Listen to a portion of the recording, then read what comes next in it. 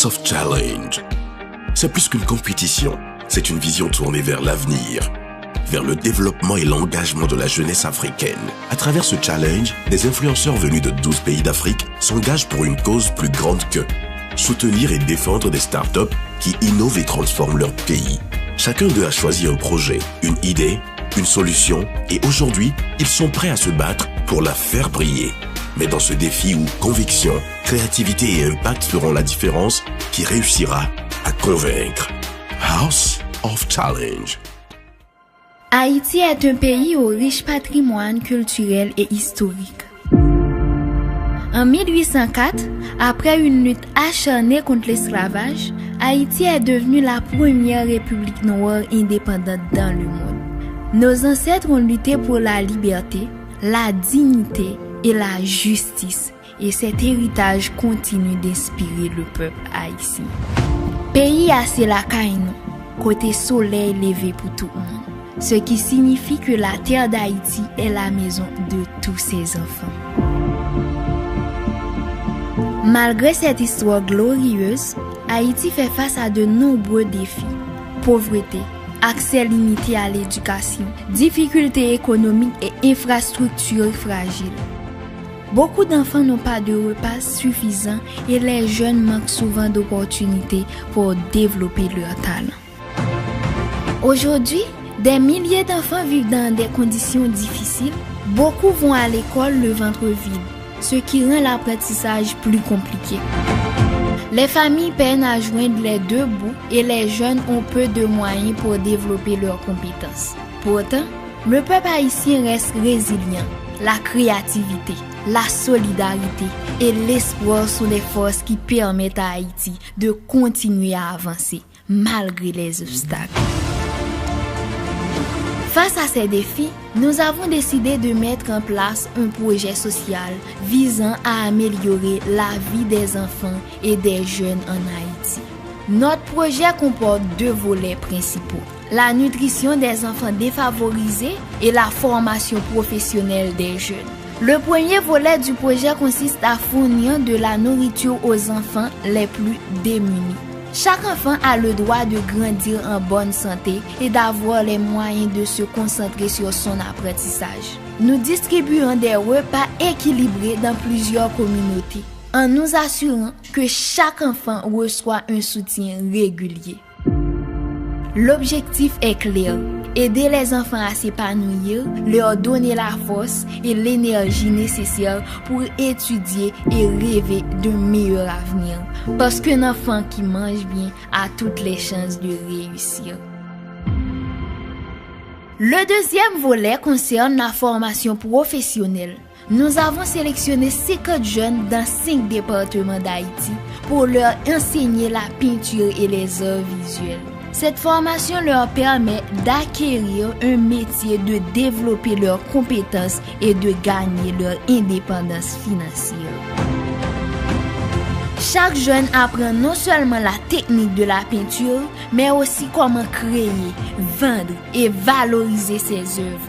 Le but est de permettre à ces jeunes de devenir autonomes, confiants et capables de prendre soin d'eux-mêmes et de leur famille.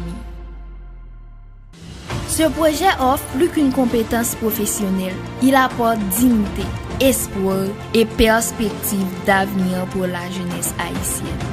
Haïti a traversé de nombreuses épreuves, mais elle possède un potentiel immense. En aidant les enfants et les jeunes, en leur donnant nourriture, compétences et confiance, nous contribuons à bâtir un avenir meilleur pour le pays. Chaque enfant nourri, chaque jeune formé, chaque rêve soutenu est une pierre pour construire un Haïti fort et prospère. Ensemble, avec solidarité et action, nous pouvons changer des vies et offrir à Haïti un demain rempli d'espoir.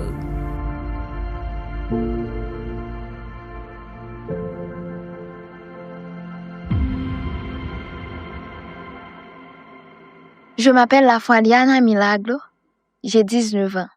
Je suis étudiante en diplomatie et les relations internationales et aussi influenceuse. Aujourd'hui, Plus de 13 millions de personnes me suivent sur TikTok. Mais mon histoire n'a pas commencé avec la popularité. Elle a commencé avec un rêve, un téléphone et beaucoup de courage. Beaucoup de gens voient les vidéos, les likes, les abonnés. Mais ils ne voient pas toujours les sacrifices, les doutes et les moments difficiles derrière. Quand j'avais 15 ans, j'ai découvert TikTok. Pour beaucoup de jeunes, c'était juste une application pour s'amuser. Mais pour moi, c'était une façon de m'exprimer. Ce n'était pas facile. Ma mère ne voulait pas que je fasse des vidéos. Dans ma famille, nous sommes chrétiens, avec des valeurs très strictes. Pour eux, TikTok pouvait être une distraction ou quelque chose de mauvais. Alors, j'ai commencé à filmer en cachette, derrière les portes, dans les coins de la maison, parfois même quand tout le monde dormait. Il y avait des moments où je me demandais si je devrais tout arrêter, parce que cacher ce que je faisais n'était pas facile. Parfois, ma famille me disait « Concentre-toi sur tes études ». Et elle avait raison d'une certaine manière. Dans mon cœur, je savais que je pouvais faire les deux. Au début, mes vidéos avaient seulement quelques vues, 10, 20, parfois 100 vues.